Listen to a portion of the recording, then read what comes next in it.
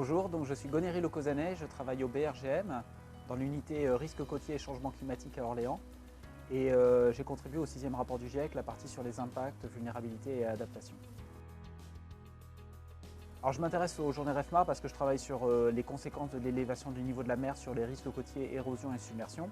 Donc on a besoin de comprendre quelle est l'élévation du niveau de la mer qu'on voit à la côte pour ensuite évaluer les risques associés, érosion, submersion, faire des projections. Donc effectivement, je m'intéresse aux journées REFMA parce que on a l'expertise France et puis également dans des pays, notamment en Afrique occidentale, qui sont présents. Sur le niveau de la mer, on a plusieurs enjeux. Donc, au niveau de l'élévation du niveau marin moyen, donc, qui est lié au changement climatique, il y a la question en fait, de la prise en compte des mouvements verticaux du sol. Et là, je crois qu'on arrive dans une nouvelle ère avec les services Copernicus qui vont nous donner un service pour évaluer d'une façon cartographique les mouvements verticaux du sol en Europe. Ça, c'est une première chose.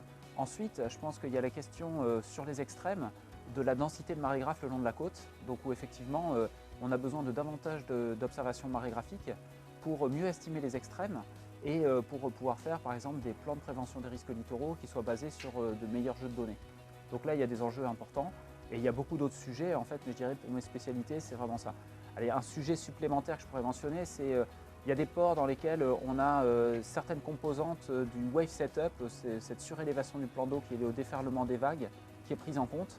Et c'est vrai que si pour ces ports-là, on pouvait avoir des mesures du niveau d'eau au large qui ne prenaient pas en compte le wave setup, ça pourrait aider des travaux de modélisation.